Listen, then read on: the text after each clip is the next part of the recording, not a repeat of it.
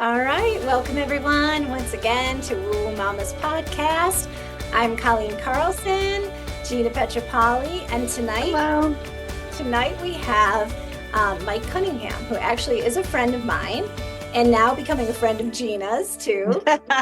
Yes. Go along, but we go way back. Yes. Mike is a former marketing copywriter out of Rochester, New York.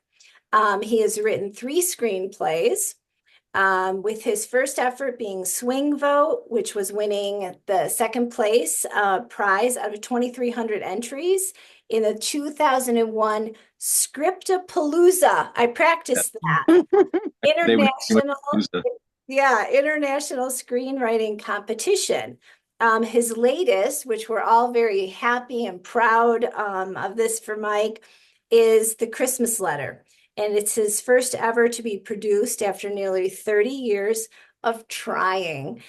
He's married to his wife, Jan, and has 2 children, John and Caroline. And you're probably wondering on WooWoo Mommas podcast, why we're having a screenwriter on, right?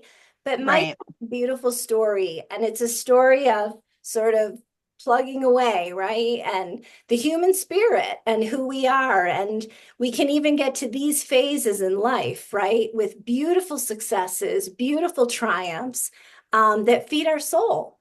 So, Mike. Okay, time Take it away, Mike.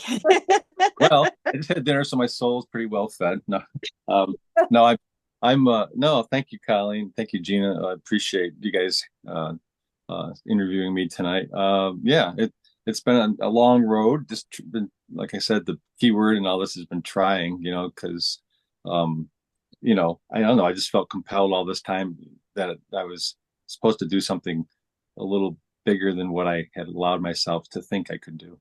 And so this has been, I just said to my sister Liz tonight, your old friend Colleen, that the byword through the whole thing has been surreal, but I feel kind of like it's been an out of body experience because it's like, this is something you read about or watch someone else experience and all that. And so I feel kind of disconnected in a way, which is strange, until stuff like this, or like I see a news article, or I see where we get a rating on the film or something like that.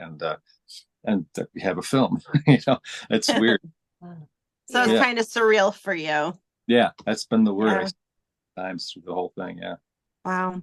And I think these kinds of experiences, I think that's actually a really good word to describe it, because we can plan and we can process and we can do all these things, right? No matter what field we're in. And our heart and our soul is sort of like gauging, like, is this the right thing? Is this what I should be doing? Is this where I should be going? And then all of a sudden you sort of like walk out on stage, so to speak, right? Yeah. And there's applause, metaphorical or real. And so it's like now there's this applause. So The Christmas Letter is a story, right? You wrote the story, sort of loosely based, or on your... It's loosely based. I mean, I shouldn't say it's. So I have my friend in England who he's been so forgiving of me to because I just exaggerated our relationship. He's done well in his life. He's worked hard to get what he's gotten, and so I'm proud of him and happy for him. But by the same token, I would always live this. My life has been probably, I wouldn't say, it's just, I always say the opposite end of the socioeconomic spectrum. That's my line. But so I would get this Christmas letter every year from him that was just enviable. And again, that points out my weakness, envy, pettiness, stuff like that. And that's what I really kind of wrote about, was that kind of stuff that we kind of react in a way that, when we're uncomfortable or we feel less than, sometimes we become jealous or whatever. And it really wasn't a question of that. It was just the timing of everything. And when I lost my job at Gannett, when I got home, there was his letter and, talking about all these wonderful things. And I was like, so it just kind of sparked an idea about, what if a guy, tries to write a better Christmas letter? And I thought, well, I just got laid off from my job. So what if a guy loses a job, cashes out his 401k and does all these crazy things? uses the money to fund all these crazy things he's going to do, write the better letter.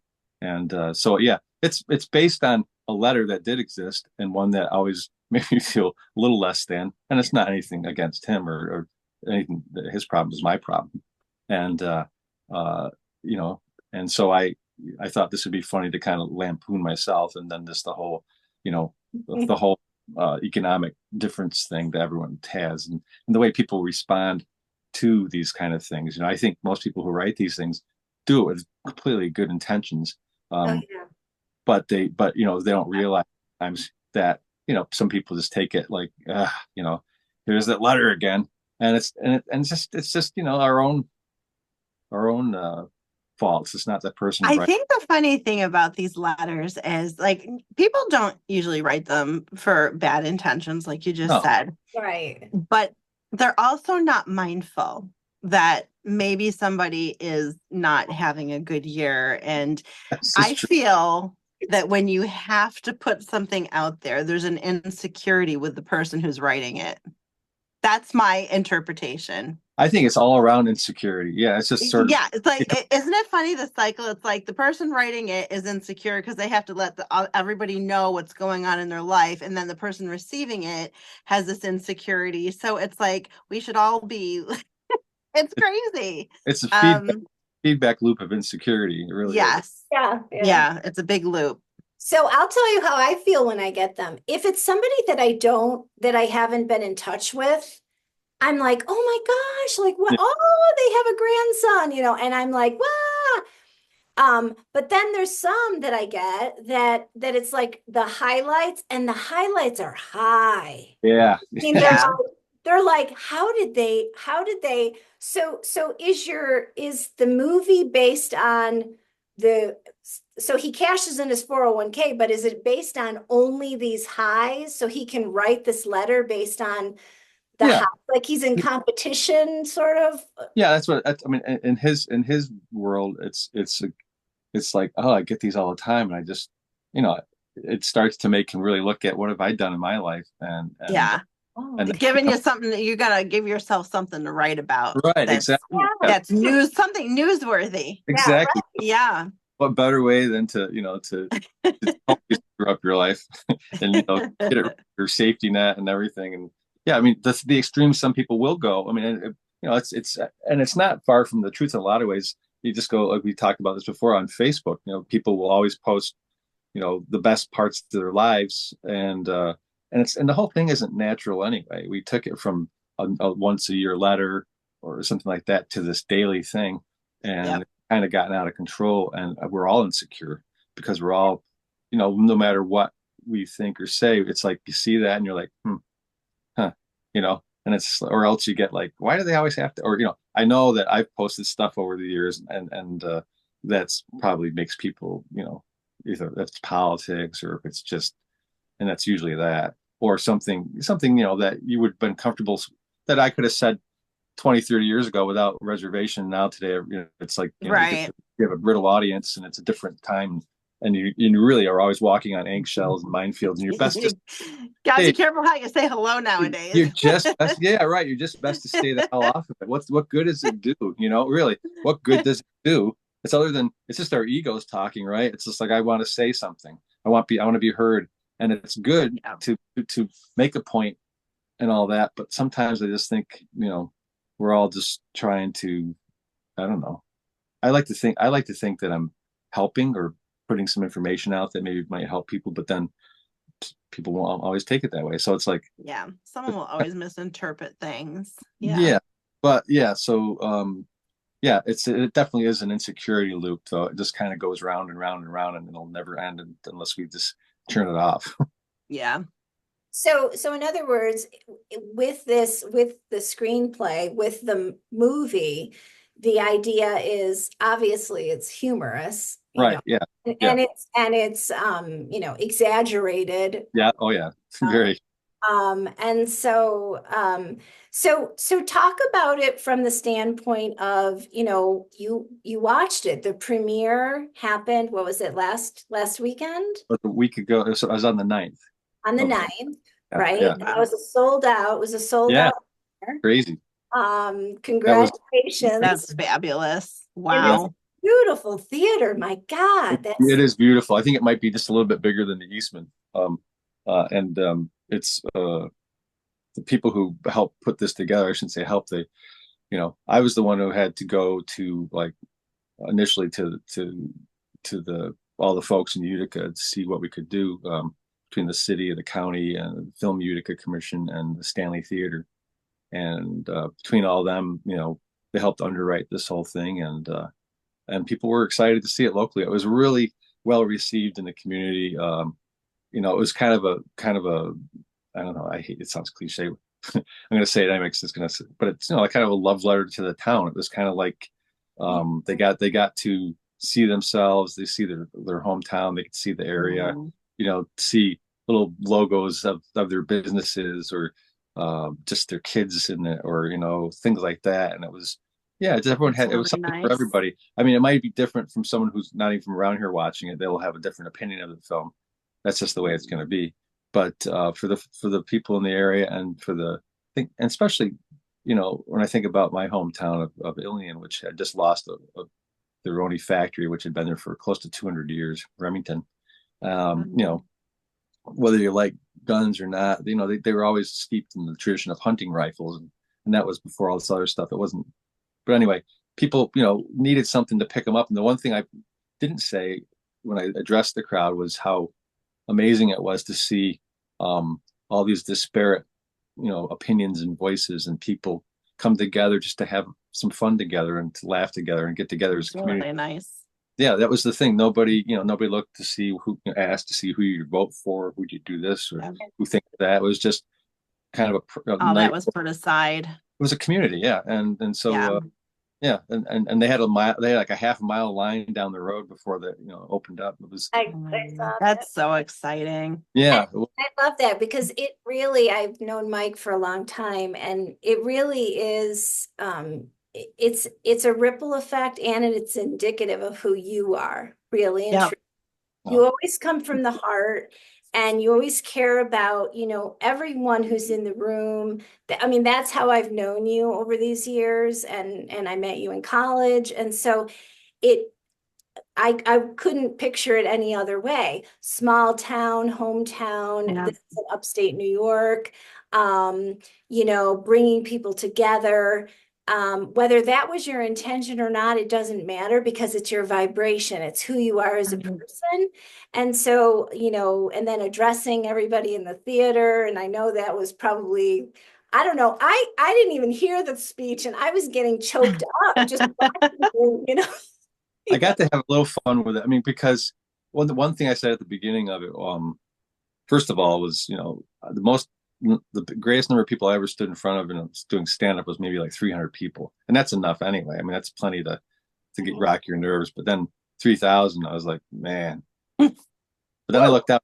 I said something that my mom, I quoted my mom, because she would always say this, because that's how I felt. But in her own innocence, she would look at something that was so amazing, or something that just made her feel happy, and she would go, and she looked around, she goes, "Now isn't this nice?" My mom say that. But another one of the things I like to, there's the hammy stand-up guy in me, and I was talking about, I literally was trying to find something to wear for this thing. So I got a new white shirt and a black tie, I think, of some kind, and then and some pants. But the jacket I had was literally 23 years old. It was a nice, old Oscar Lee De La Renta that I got, but I bought it for my mom's funeral. And I said it was appropriate, because if I die on stage, it'll be fine, So, but I joked around about how the jacket was so old. And in one pocket had mass cards from all the funerals, and the other pocket had wedding matches, so for all the family events. So that was and then got to thank all the people who helped and bring it together. Again, we had unbelievable support. This woman, Lisa Wilsey, she's the head of the Stanley Theater, and she and her staff, specifically, I'm gonna forget her last name, Brooke Baker, and these folks just bent over backwards. And in addition to Film Utica's Commissioner Paul Buckley. But this guy was just, relentless for us, helped us in every way. So they and then just the county and the city, the mayor, the county executive of Oneida County, Anthony Pacenti, and the mayor Michael Galimi. I'm mentioning all these names because if this is going to be viewed by the folks out there, I'd like to just reiterate the support that they gave us and how grateful I am. So nice. And I'm from a small town, and the one thing I have to say about small towns is like when there's something big going on, they pull together everything, and it's like you wrote a movie and it was filmed in your town, but it's almost like the town feels so honored about that. And that's what I love about small towns. Like everybody pulls together for big things. And I just have to say, I love the fact that you wrote a movie about something that everybody can identify with, and you made like a satire out of it. Like you made it funny, because really it is funny, It's funny. Going to your first point about the small town thing, our cinematographer Chase Bowman was saying how, if you do a film like in Los Angeles or anywhere else, big city, no one cares, you're in the way kind of thing, But when we were in Utica, everyone wanted to help, and everyone wanted to help, and everyone was there. My hometown of Ilion, all the folks in my old school, the parish priest, Father Paul Katina, great guy, his brother Gene, Lori Cook in their office. They came together and opened up the old school for me and our crew, and wow. And then the thing about everyone can relate to something like this. That's the whole thing. I think they always say two things that I would stand by from here on in if I get to do this more. Write what you know. They always say that's true. Write what you know because it's true as possible. And what was what was the other one? Remember what you're gonna write. Write what you know, but also I had a real good point. Just went right out the window. Okay, we all can relate to that. That's the key. That's the key. Yeah, what you know and what you can relate to, and that that's the point. Things that are relatable to people, things that are that we've gone through or experienced, or we can just find that it's happened in our own lives. The next one I want to write has a lot to do with the small town stuff again, and a point in time that I thought that everyone can relate to. So I'm hoping I can get that one going. Just trying to. Yay! Ooh. So I was just remembering something. I kept hearing chicken soup for the soul, but I was thinking, Mike, you epitomize sort of the chicken soup for the soul person. But then I remembered, didn't you write something and then they picked something to put in books?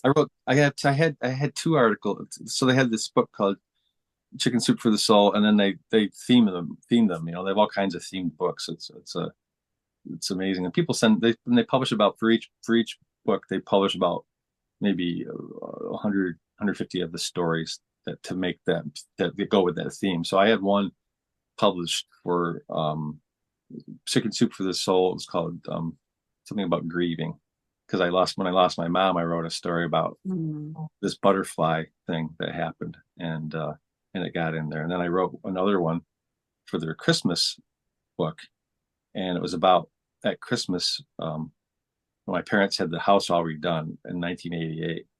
And I said to them, and I was just kind of half joking, half serious, but sentimental. I said, whatever you do, save the doorknob into the garage, because that doorknob was the way everyone got into the house. If they were visiting, they come through the garage and then walk into the kitchen from there. And that doorknob was touched by everyone, from my grandfather, who was the only living grandparent I ever had, was ever in my life, held me when I was a baby, but he turned that thing. Everybody turned that. Anyone I knew loved, even my enemies, we're enemies, but what I mean. And so at Christmas, she gave me a gift, and I opened it up. It was one of those, she was always like, shake it or whatever. I don't know what it was. And there was the doorknob. And she wrote a beautiful little, so I wrote a story just called The Doorknob, talking about that, and how it, opened, opened, our hearts and things like that, really. it was just something special That's my really mom neat. knew. And so I still have that. And so many things, I was like, I got to do this. I got to do that. I got to mount that or commemorate that.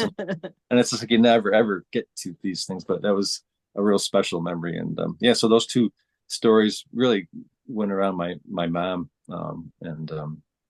I got to get something written for my dad now. I think that's why this next one I'm writing is going to have him in there a little more, because it's kind of it's a good story. I think I've been thinking about it for a long time. Wow. Yeah, so everyone who's watching, you can see just the tenderness, right? So in my language, I would say like his heart chakra is just so open, so loving, right? And it's just, and so I haven't seen the movie yet. We are getting ready.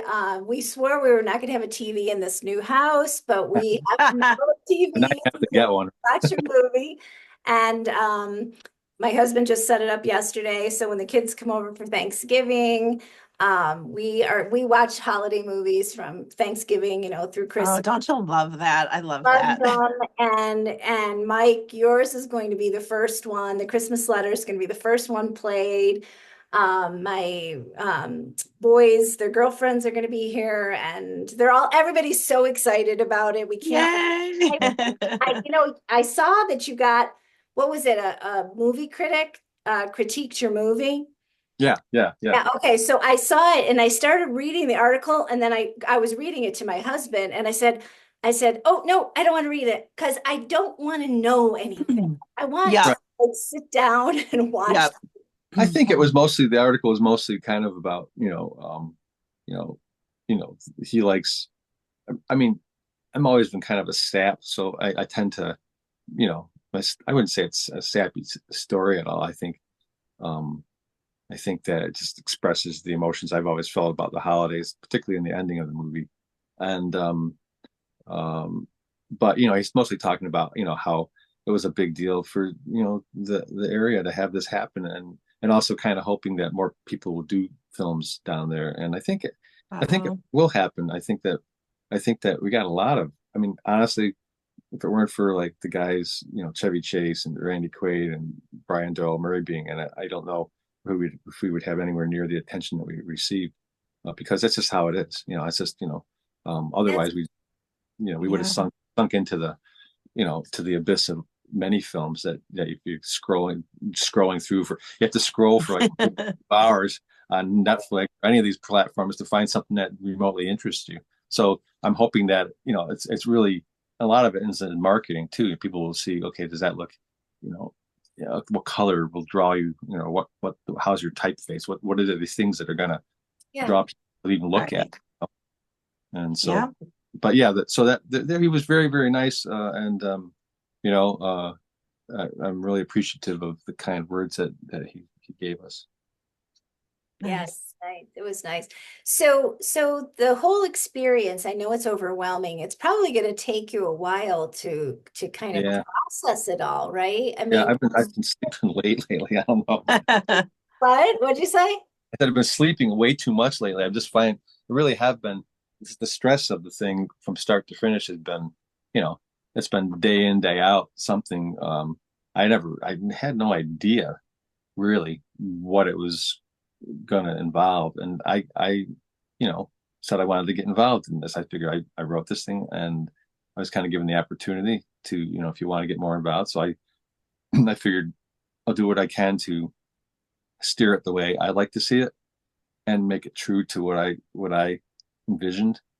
And at least getting it back home was one of the things. And nothing ever turns out exactly as you hoped or planned, but I think they did a really good job conveying the spirit of the film, and the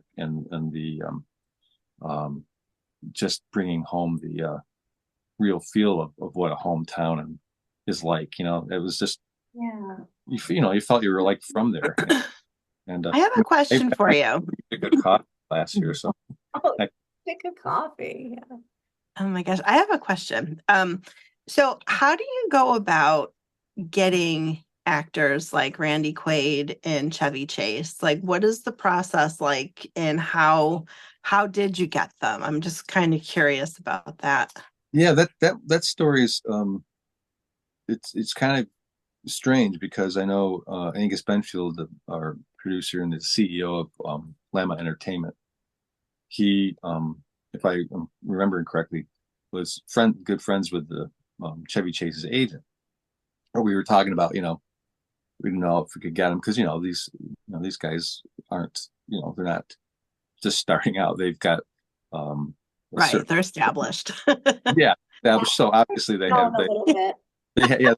they have levels of compensation that are expected. And so you just figured it was all of out of our price range. But then again, Angus would say, "Well, you never know," and I've always been a you never know guy. So I was like, that's all I needed to hear. Right. But honestly, I'm going to be right back. I hate to do this. I'm not stopping the recording. Okay. I forgot to plug my computer in, so I'm going to be That's okay. Right. I'll just ramble. That's we a good can just ad lib. Yeah, that's fair. It's We happened. can just ad lib with this. I'm waiting. This thing's gonna tip over probably. This light. Yeah, I'll wait for her to get back. But yeah, no, I'm just the whole thing was a fluke, really. Wow. What happened was, should I just keep going? a little. Yep, here she is. Here's our lady. Okay. I just wanted to make sure that if I should keep going, or you guys can always add. But no, I was saying to Gina though, what the whole thing was kind of a fluke because I had this long, process of trying to find an airplane to film on, and I was assured that we were going to have it in September, and September rolled around, the company moved away, and so did all the planes. So I was like, oh, and they were local too, which was one of the reasons I wanted to be there too, because everything was within. We kept it within 35 to 40-minute radius, not even 40 minutes, 30 minutes radius of the city, so we could get to places, and it was cost effective both in time and cost effective.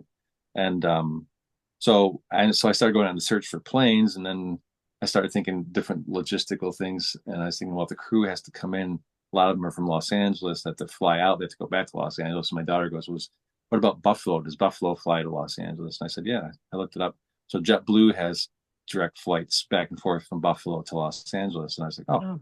He goes, maybe they could, film the last scene of the planes there, if you can find a plane there, and then, whatever. So I called the Buffalo Film Commission, and the guy was talking, and he says, what are you working on? And I said, well, this Christmas film, who's in it?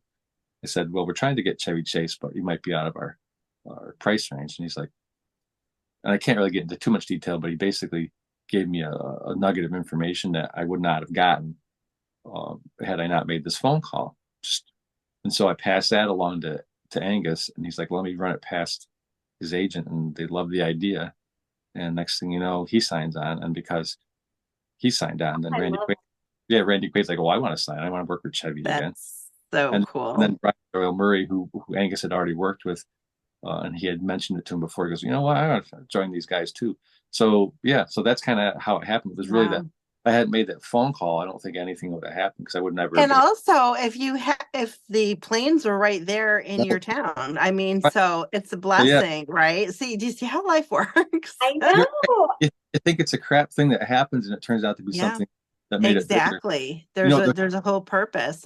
Here's a funny thing. It's funny about those planes. I remember, during filming, it was like the last week before the plane was supposed to be filmed. I'm still looking for a plane. This is still 3/4 of the way in, and I'm home, and I'm shopping with my wife and my daughter at Wegmans, and doesn't that song by Steve Miller come over the speakers? Big old jet airliner.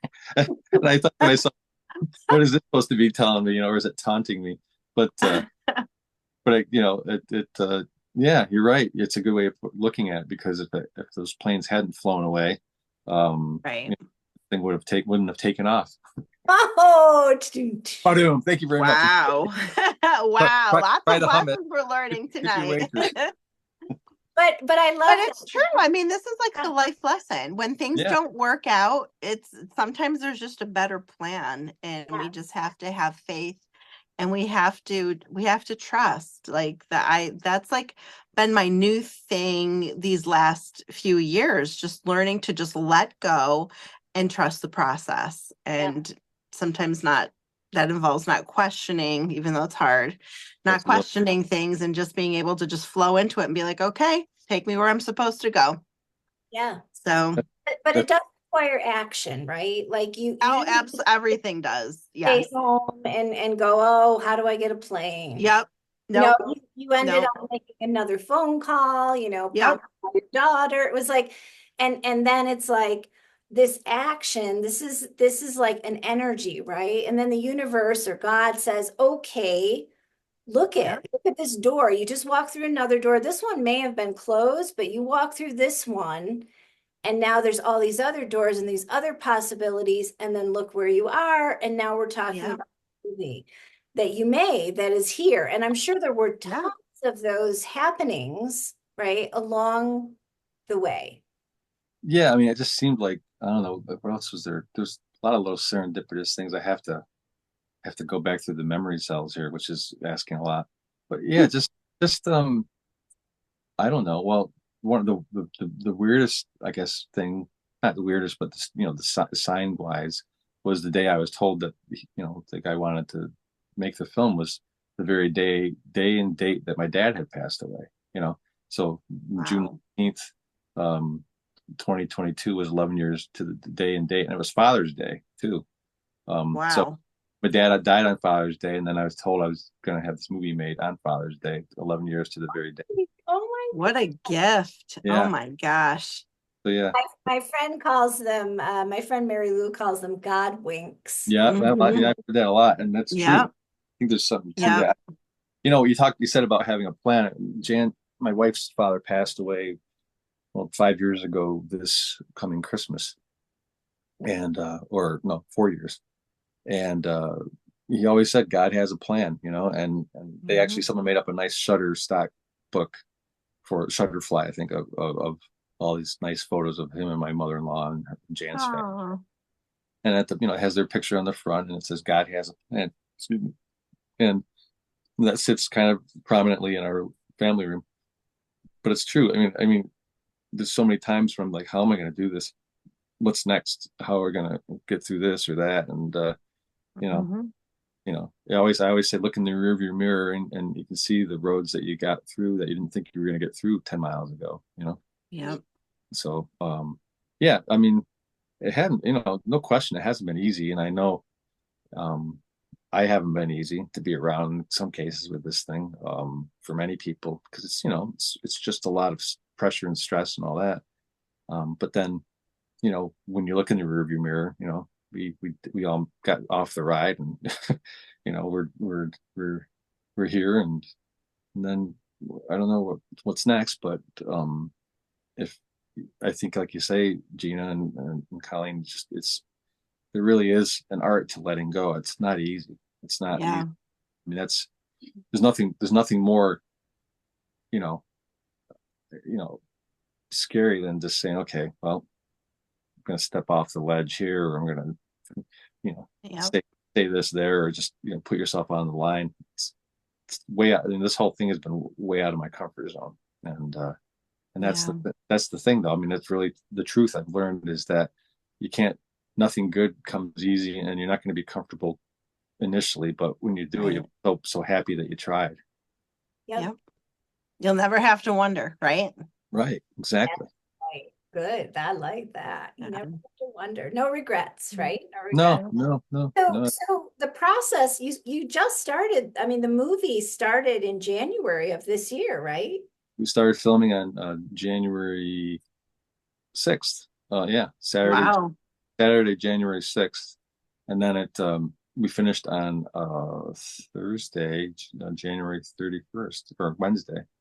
And then I drove one of the production trucks back, because one of the companies that provides this sort of stuff, they're based in Philadelphia, but they have a satellite office in Rochester. So because I was already out here, it was all hands on deck for this thing. So I drove one of the two trucks down here filled with ridiculously expensive equipment. And I was like starting the whole thing off, just freaking out, like, I got to drive. Oh man, I was like panic attack city, this close to, so it was a process to get started. It was a process to get back. And then it was like when I got back with the truck, when I finally ended the thing, I got back to Rochester and dropped the truck off. It was like almost like kissing the ground almost, but just a different kind. I was just glad to, to have gotten through it because it was there were so many little minefields here and there. But you're really, part of that process, and something I've worked in marketing for 30 years, so I've been through a lot of stressful situations, but you're just dealing with this dynamic thing that just from every day just morphed into something else, and you just didn't know what to expect from one day to the next. It was crazy.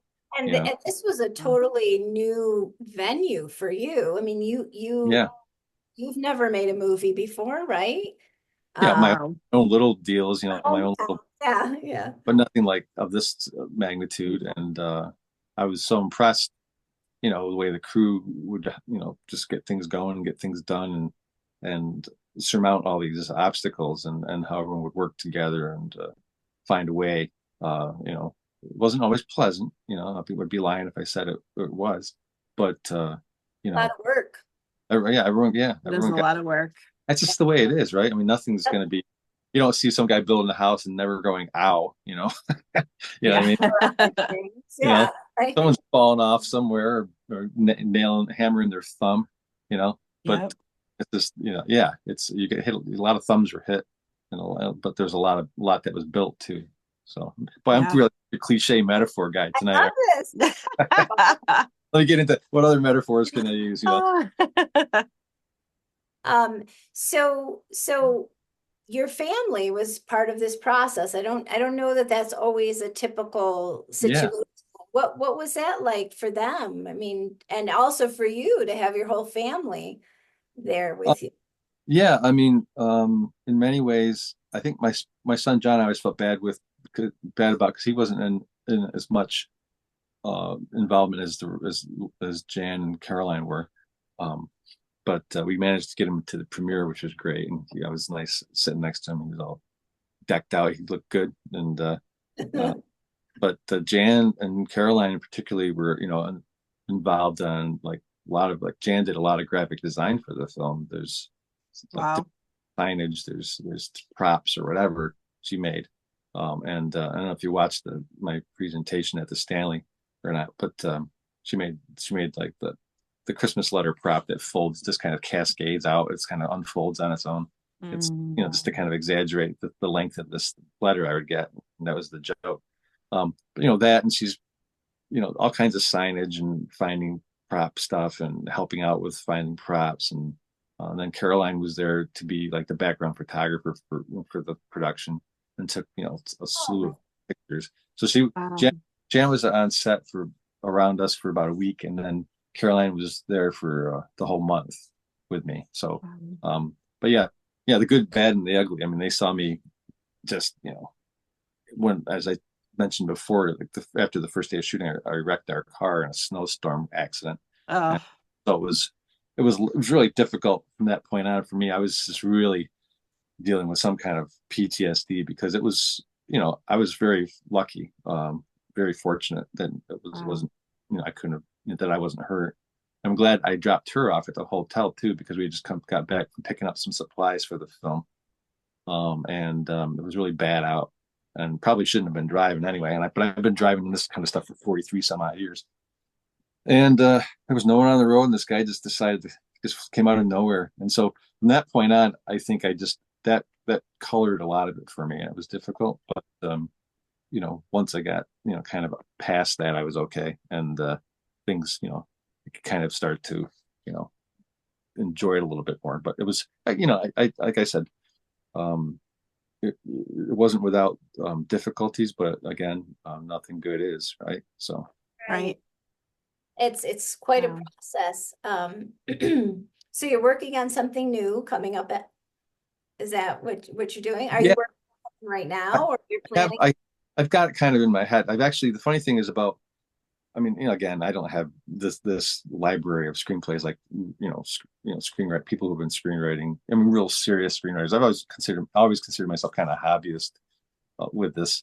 And I think once, well, yeah, I mean, a hobby turns turns into a film. It's like right. that. Yeah, Okay. that's a good hobby. No, That's a but, but, humble, no, that's a humble screenwriter. but it's true Yeah. because there's, men and women who have written, 100 of these things. And so I'm very, very blessed, fortunate that mine was even made, but yeah, when I wrote the Christmas letter, the interesting thing is like the ending that is in the movie is word for word what I wrote, but I wrote that probably, you know, 10 years before I even started writing the thing. Cause I had the whole idea how I wanted to end it. And that's the same with the one I'm working on now. I already wrote that. I wrote that probably another 10 years ago, just because it was in my mind, in my memory, and it was fresh. And it's something I said, I want to write that, but I always start with the endings because to me, you don't ever want to have an unsatisfying ending in a movie. And Right. at least that's the way I look at movies. I like to have something that really hits me at the end, like Field of Dreams. Dad, want to have a catch? I mean, oh my God, stuff like that. Right. Just stuff that really nails you. You know what I mean? Yeah. And just heartfelt, or makes you laugh, or does a mix of both.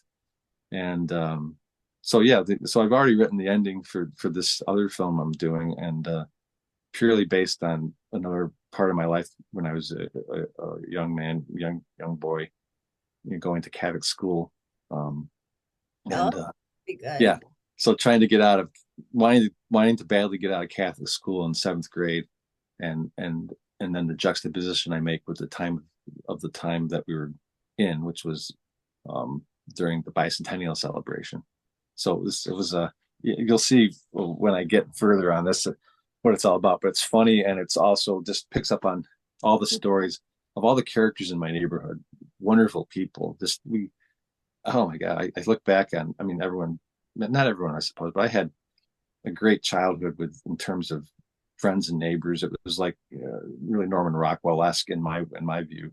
You had people that had all their backstories, which was really stuff that you don't learn about till you're an adult, which builds this whole story. And it's poignant, it's funny, it's quirky, it's just like life. And so that's the thing I'm working on next, and would like to, sit down and get it going. It's just so many things just to wrap up with this still, and I think this will be living with me for a long time, and I'm happy to have that, to be able to have that. So yeah, it's and by the way, I never know where to look with these things, where the camera is, and I'm not looking. Oh, you've been perfect. You're fine. Yeah. What I love about this is like the bigger picture, no pun intended, is that, like seeing life, right, through the lens of, humor, simplicity, community, right? And being able to write a story about that, about something that may or may not have made you feel comfortable. And then another thing that I'd like to say to those who are watching is that please don't ever give up, because our dream, right? Our soul, who we are, always wants to express itself in all different kinds of ways. And for Mike, it's a screenwriting, it's a screenplay turned to a movie. And for other people, it's something else. But whatever it is, it's like, here we are, in that, as Richard Rohr, the author, says, we're in the second half of our life, so to speak, right? I'd And say so, right? deep into the second half. Yeah. But Yeah. but even so, that, not to give up, but to keep going, keep moving, keep taking those steps, those leaps, even when, there's no plane. And it seems like nothing should stop us. Like there should, like, age, you can't put time on stuff. It's just, you have to just keep going when you can. Yep. Right. Everything's self-limiting, isn't it? I think about, I'm sure you've seen this story. I think things we never would have heard of if it weren't for the internet, but the lady who's still doing long jump in her 80s, you know what I mean? But you know what I mean? But let's I mean, anyone watching this could relate. I mean, think everyone's saying that's anywhere past 40, right? That you're always gonna think the way you always were, and you see through the same eyes. You still have that kid in you. You should, you don't have that kid in you, don't feel like you can be silly once in a while, you got to lighten up because you need to be that. You need to bring the silliness back and just I love silly. yeah. I mean, why should we be all? I mean, I'm gonna not go to like a I don't know, a family meeting or church and be like, act like an ass or anything. But I mean, by the same token, I'm not gonna be all like, you have to. I mean, you have to read the room, I guess. By the same token, you just you can't. You get to a point too where you don't care. You just say, I'm just going to be who I am, and that's it. And that's how I tried to be. And I don't think I mean, if I was looking at myself objectively, I would say I haven't really grown up that much in 30, 40 years. Um, but only because I think that once you feel like you're grown up, then I do think people just think, well, my time's done, and they don't do anything else. And so it's sad. That's like not a way to live. But what you're describing, I mean, me and Colleen, we were talking about it this week. It's just being truly stepping into your authenticity. And when you can do that, you've reached a space where, like, no, I feel like you're untouchable when you're in that space, when you can just love yourself, be comfortable with who you are, bring who you are, and just not care. You're untouchable. Yeah. Yeah. I mean, what can anyone, who cares what anyone thinks of you? Who cares? I mean, right? if I'm, being libelous or defaming someone, yeah, they should care. But I mean, if you're just being who you are and you're not hurting anybody and you're honest about, I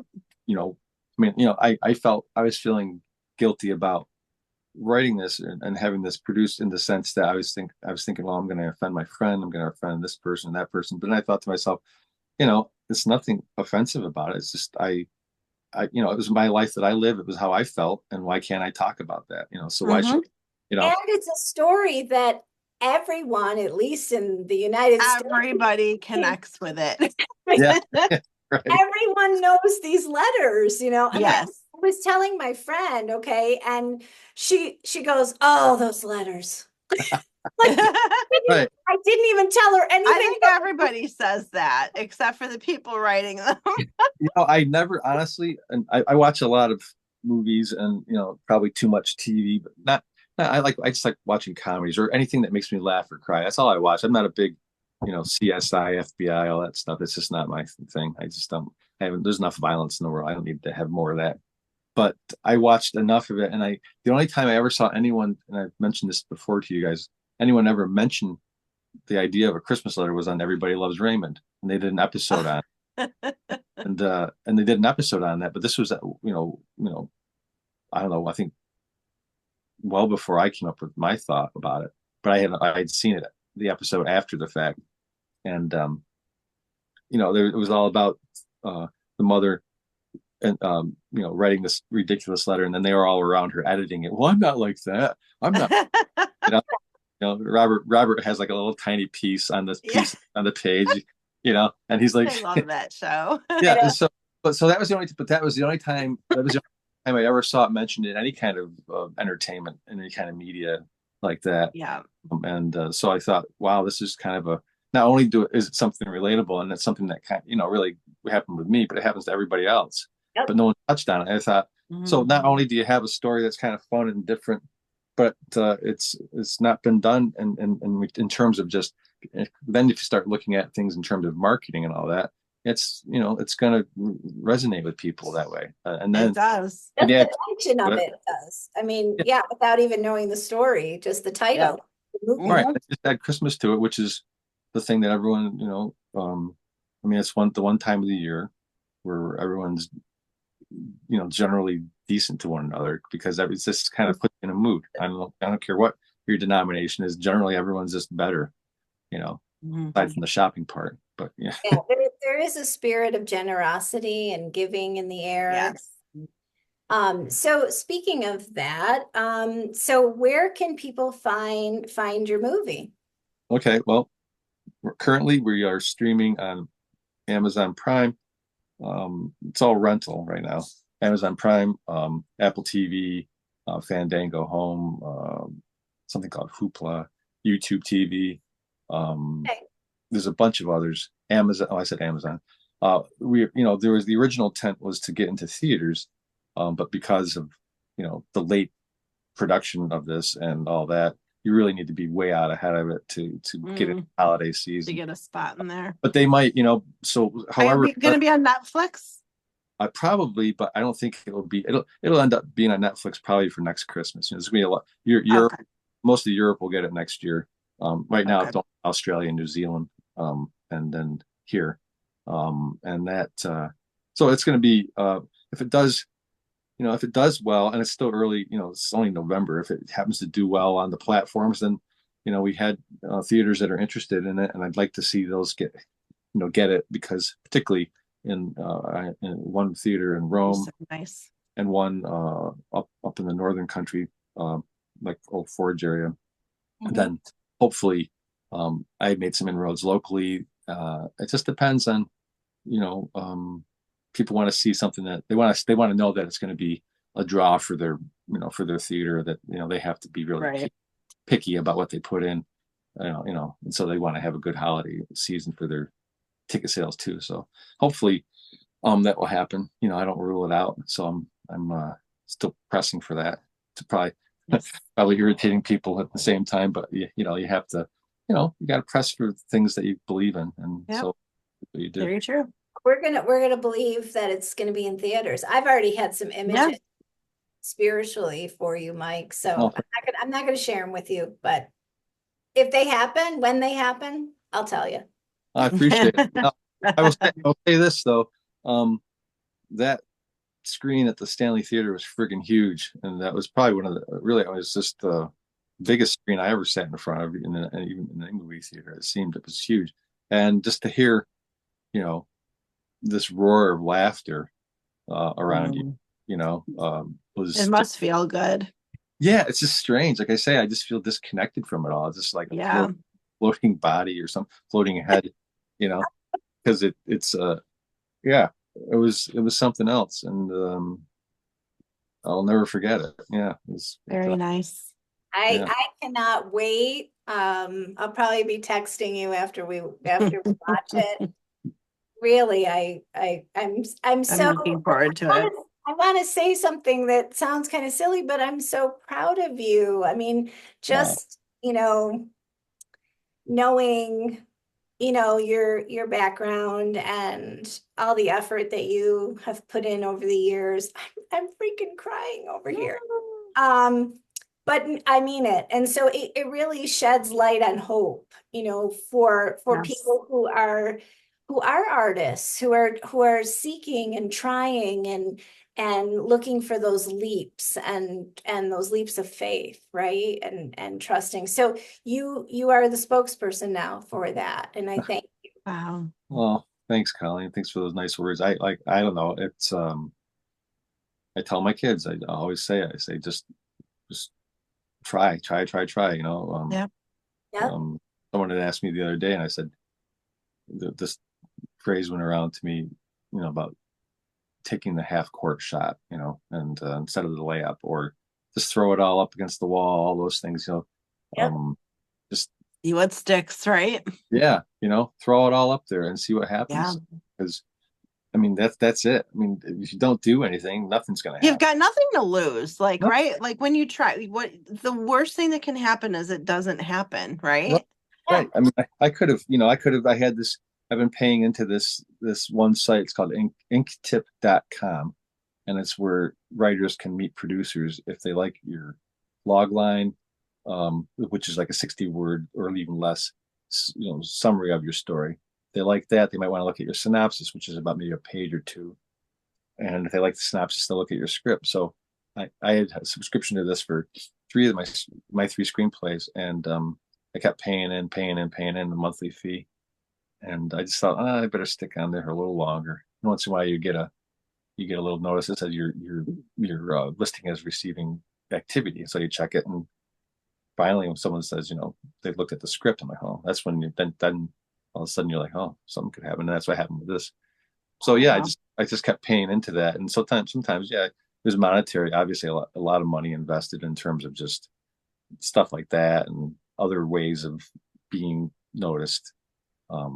So yeah, there's a lot of factors that come into it. But the bottom line one is just that, if you feel like that's the thing you want to try and you think you can do it, you just can't stop, Right. or you can't be put off by failure at all because, as we all know, if you don't fail, you never succeed. Right. Can't ever, Keep you plugging know, away, trying, right? And you know what? It's like Gina and I were kind of touching on this this week is that or last week that it's like stepping out but being who you are, like Gina said earlier, that authenticity, like that expression Yeah. right there um, will bring you success, whatever layer or level that is for you. Someone Right. in a movie, some people it might be just finishing something that they've written, and there's Yep. success in that. Um, so before we close, is there anything that you want to say, Mike, to the people that are watching? Colleen, you don't do that with me. I'll be here all night.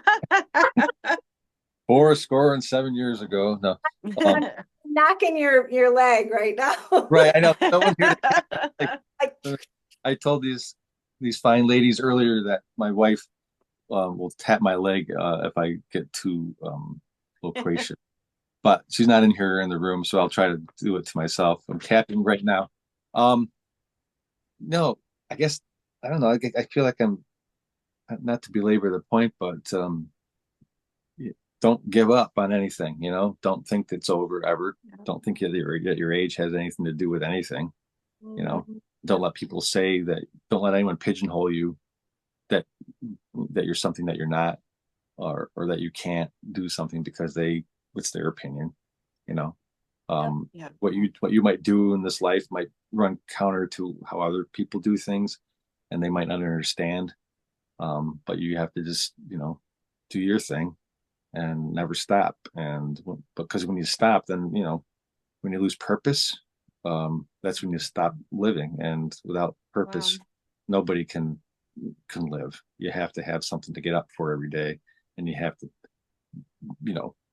make that thing happen in whatever regard. It could be, I was very, very blessed and fortunate that this happened like it did. But most people won't, have that good fortune. But whatever it is that but the thing of it is that, but you could, right? And that's so, right. and that's the thing. So always believe it can happen, and and until your dying breath, and because otherwise, you won't. Just kind of, we all can fall into these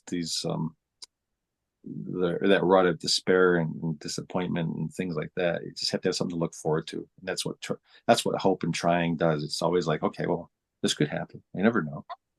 And it happened. It's happening even bigger than you probably imagined. And so on that note, we have the hope and the excitement of watching this new film. It is on all those streaming platforms. Everyone can enjoy that over the holidays or through Can't December. wait to see it. I love watching Christmas shows even in January. Yeah, I mean, I can't get enough of Christmas, so I'm kind of a junkie when it comes yeah. to that. So yeah, go ahead. No, that's all right. No, I was just gonna agree with you. Yeah, I've become that way.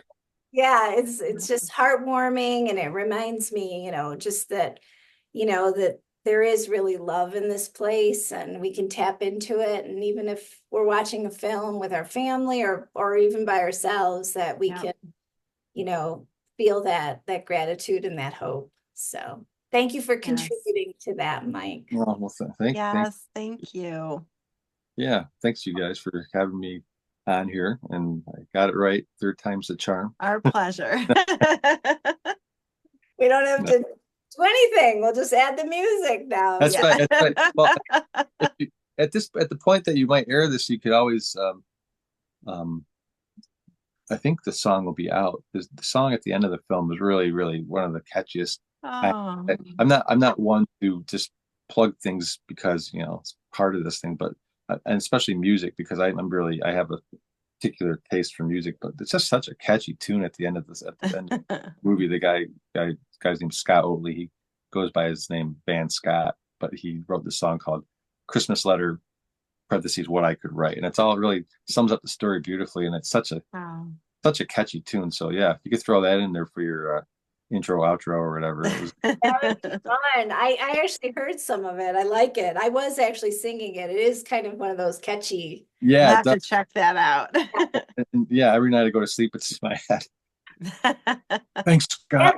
That's a good loop to have, though. That's right. A good loop, right? Yeah, that's right. Thank you, Mike, so much. Thank you so much. We're so excited for this film, and everybody go watch it. I'm so excited for you. Thank you both. I appreciate it.